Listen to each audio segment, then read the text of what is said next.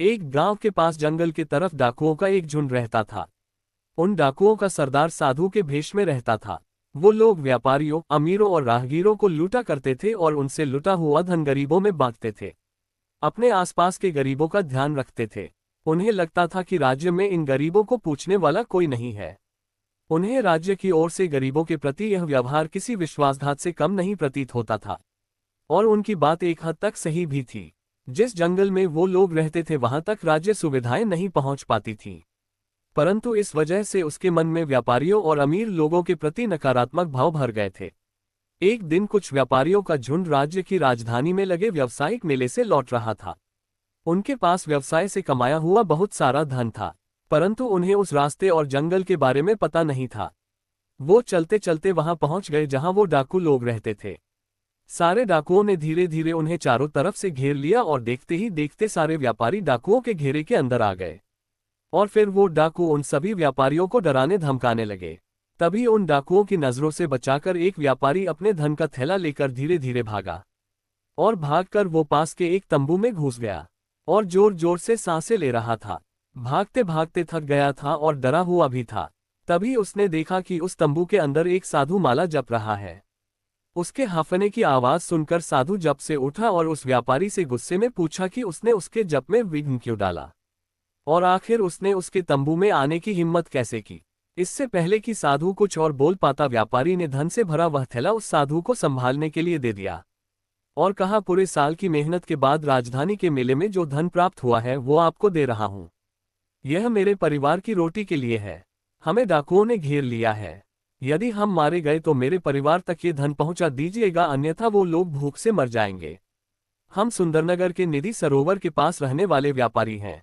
अब मैं जाता हूं। यदि डाकुओं ने मुझे आपके पास देखा तो आपको भी मार देंगे। ये कहकर भागने लगा। साधु के मानो होठ सिल गए हो, वह कुछ कह न सका। जब व्यापारी के जाने का एहसास हुआ तब वह यही कह पाया कि तुम निश्चिंत हो जाओ, मैं तुम्हारे धन की रक्षा करूंगा। व्यापारी के इस विश्वास ने डाकुओं के सरदार को अंदर तक झकझोर दिया था।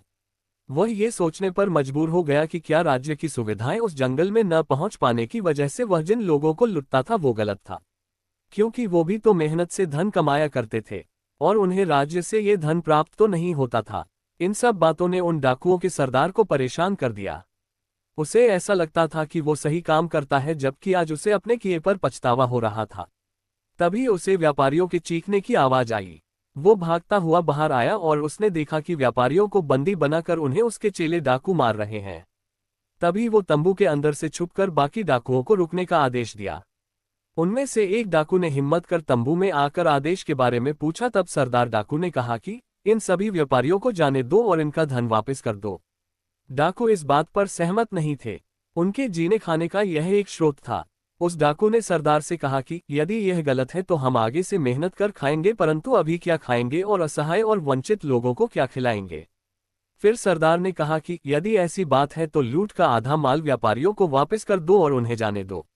इस पर सबकी सहमति बनी और व्यापारियों को आधा धन लौटा कर जाने की अनुमति दे दी गई। फिर हिम्मत कर व्यापारी अपना थैला लेने वापस तंबू में आया।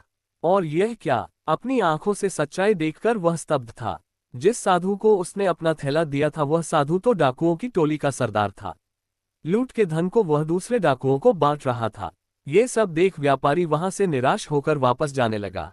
वह मुड़ मुड़कर तंबू की तरफ देख रहा था और ठगा सा महसूस कर रहा था। मगर उस साधु ने व्यापारी को जाते देख लिया था और बाहर आकर उसने कहा, रुको, तुमने जो धन का थैला मुझे दिया था वह ज्यों की त्यों ही है।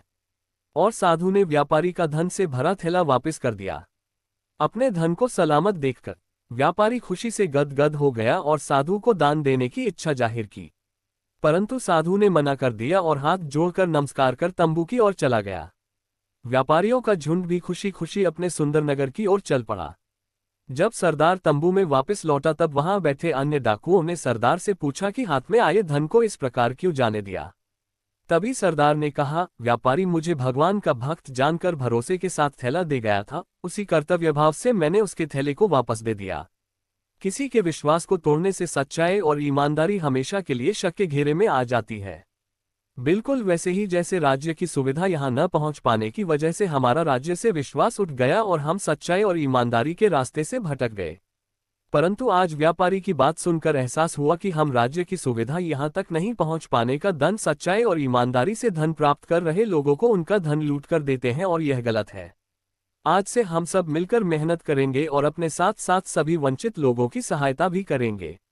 सब सरदार की बात से सहमत हुए और डकैती छोड़कर ईमानदारी से धन कमाने की प्रतिज्ञा ली।